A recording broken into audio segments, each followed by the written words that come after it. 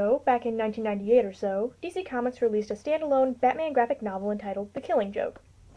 This one-shot story, written by veteran comic story author Alan Moore and illustrated by Brian Bolland, was an attempt to revisit the Joker's origin story, as told in Detective Comics number 168. The latter story was published in 1958 and originally portrayed the Joker as a criminal known as the Red Hood, who had a nasty accident with some chemicals while trying to escape Batman.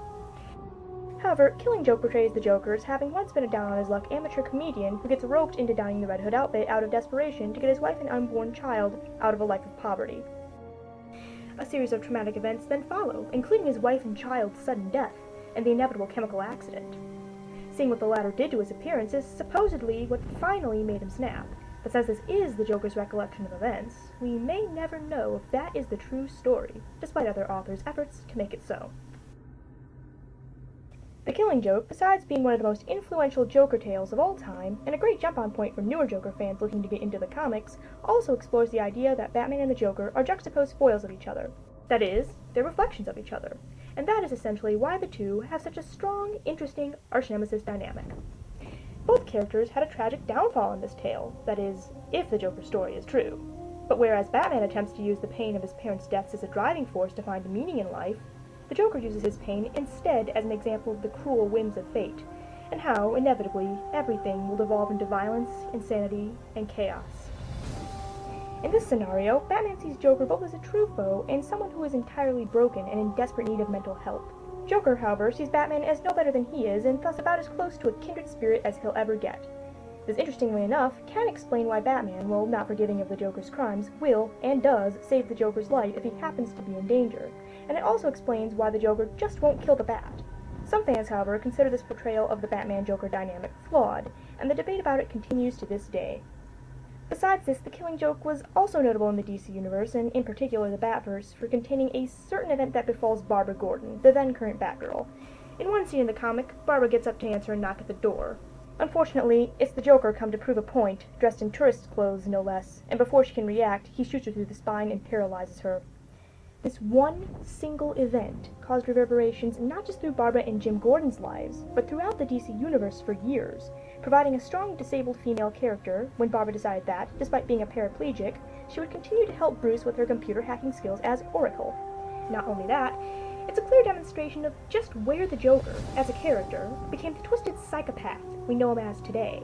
A stark contrast to the otherwise serious Golden Age version, and the goofy Silver Age variant who once drove a Joker-mobile, tried to turn the ocean into jelly, and I swear on my life I am not even kidding here, sported a Joker utility belt filled with gag items.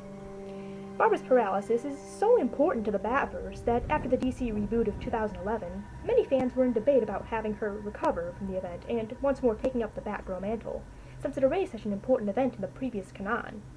However, it has been stated by DC that The Killing Joke is still in continuity for the reboot, with the exception that Barbara made a full recovery. Yeah, that really doesn't make it any less controversial, guys. So why am I telling you all this, gentle viewers, when it has little to nothing to do with LEGO Batman? Well, as you saw in my 2 free play videos of Poison Ivy's greenhouse level, the Joker has a palette swap variant with a different outfit for him to wear, called Tropical Joker. This Joker variant is one of the most expensive to buy characters in the game, and he is unlocked only through playing the last level of a Villain Hunt mode, as you saw in the bonus video, Gotham Calls for Aid. More importantly, the Tropical Joker variant is a direct nod to the outfit the Joker wore when he shot Barbara in The Killing Joke, down to the camera around his neck and the details on the tacky tourist shirt, making it quite possibly one of the most violent Batman references in a game meant for children. Now, bear all that in mind, and listen very carefully to this next statement. It is entirely possible to have Batgirl or Barbara Gordon and Tropical Joker on the same team.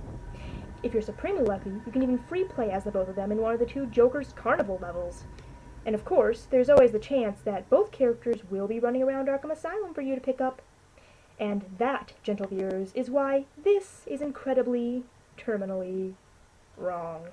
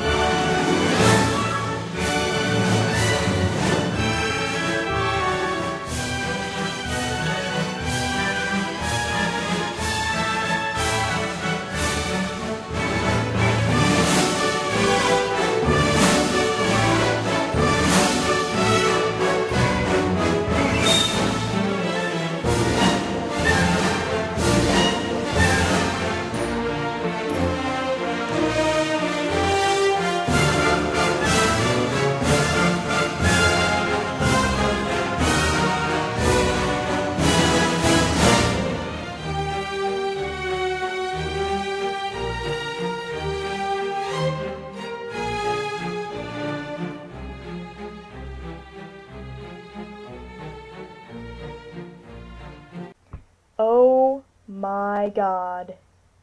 And this game got an E10 rating? DC Comics actually let Traveler's Tales put this into a game for children? Doesn't this kind of reference seem more in place in a game like Batman Arkham Asylum than Lego Batman? Then again, I suppose I'm not all that surprised. This game has characters like Victor Zsasz in it.